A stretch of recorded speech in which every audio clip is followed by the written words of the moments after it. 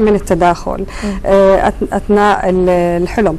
فالاحلام هي مرتبطه بالواقع، فلا شك ما دام عنده مشاكل في العمل اكيد رح اثناء النوم هي تعاد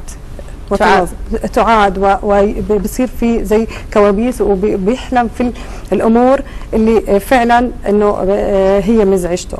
فزي ما قلت لك ما بتظهر بصورتها نفس المشكله لانه بتتداخل مع اشياء ثانيه، فلا شك انه سيكون هذا سبب في احلامه وكوابيس. سبب مباشر. طيب معنا اخر اتصال من سعد من جده. تفضل اخوي سعد. السلام عليكم. وعليكم السلام ورحمه الله وبركاته.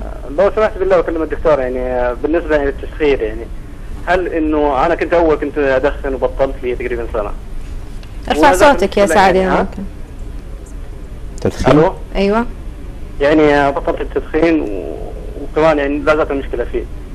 هل انه من سبب الجيوب الانفيه؟ هل بسبب التدخين اول؟ ماني داري يعني وزني مو كبير، يعني متين مره. انت تركت التدخين الان يا سعد؟ ايه لي تقريبا سنه من بطلت. لك سنه. طب ايه المشكله؟ ولا زال التدخين موجود يعني. الشخير موجود قصدك؟ ايه يعني قبل سنه كذا كنت ادخن، يعني رجع التدخين. يعني نصيحه كمان، واحد قال لي تبغى روح هذا دخن. لا هو بالظبط عامل زي اللي كان بيدخن وبطل التدخين فحصل معاه كحه، وده شيء طبيعي بيبقى مشهور باول شهرين ثلاثه بعد ما تبطيل السجاير بيحصل شويه كحه فتره شهرين ثلاثه، لان الشعرات الهوائيه اللي جوه السيليا اللي جوه القصب اللي هو بتبدا تشتغل فبتربط البلغم فبيبدا يكح. يقول لك ده انا كنت بدخن مرتاح دلوقتي بقيت اكح انا هرجع ادخن تاني. انتبه يا طبعا سعد انا ربنا رفع عنك غمه كبيره قوي فما ترجعش ليها تاني طبعا. ولكن الشخير في الحاله دي احنا بنقول تبطيل التدخين من الاشياء المساعده في علاج التدخين، سوري في علاج الشخير، ولكن مش هو السبب الرئيسي. احنا الاسباب الاخرى الثانيه يعني مشاكل الانف والاذن والتهاب في الانف او في البلعوم او في لسان المزمار اللي هو اللهاء او في الاحبال كل دي اسباب لازم محتاج نعرف اسباب الشخير فيها، فدي بنحتاج فيها كشف انف واذن كويس بحيث ان احنا واحيانا بنحتاج نعمل اشعات عاديه ومقطعيه على الجيوب الانفيه والمجاري الهوائيه العلويه عشان نشوف ايه ما سبب الشخير والمناطق اللي بيحصل فيها دي وبسبب الشخير. طبعا شكرا لمداخلتك اخوي سعد. طبعا مجموعه من الاسئله اللي نريد ان نجاوب عليها بسرعه. طبعا سؤال فهد عن تفاحه ادم ومدى صغرها وكبرها اثار يعني تساؤل، ونريد ان نعلق على هذا الموضوع ان موضوع تفاحه ادم يعني وكبرها وصغرها ليس له علاقه بموضوع الشخير.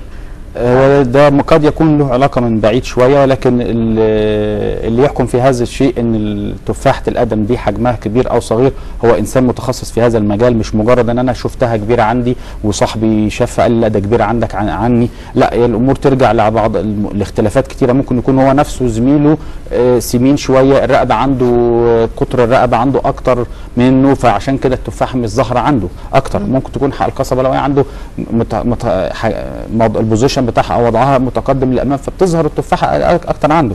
لا دي شيء يرجع محتاج فيه يراجع طبيب الانف والاذن بحيث ان هو يشوف هل في فعلا مشكله ولا لا. يعني دي نقطه مهمه قوي.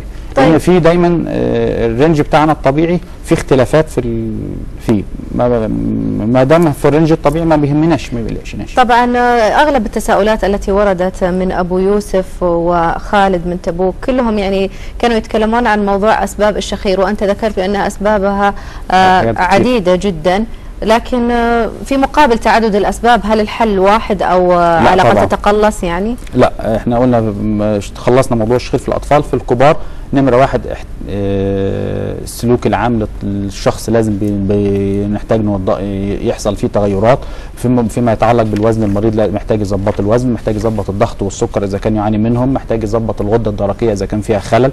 بعد كده بنرجع لجهاز اللي هو اسمه الضغط الهوائي الموجب المستمر، ده جهاز اللي هو السباب، وده بيستخدم في الحالات المتوسطه والشديده من الشخير والاختناق. ده بيدفع الهواء بضغط في المجاري الهوائيه العلويه فبيفتح معانا المجاري ديت، ودي فعلا عمل نتائج كبيره جدا في العيانين، وخصوصا ان كان عندنا مثلا عيان معدل الاختناق عنده 20، ده معناها ان هو بيحصل 20 اختناق في الساعه، يعني نام 6 ساعات بالليل حصل معاه 120 اختناق. لو قلنا ال 120 اختناق دول حصل افاقه في 40 منهم، احنا لسه في اول حلقه ذكرنا ان لو واحد صحي 4 مرات بس في الليله الثانيه بيبقى صاحي طول النهار زعلان. فتخيل بقى لو واحد حصل 120 اختناق في ليله منهم 60 مره صحي، يبقى تاكل اليوم بتاعه ده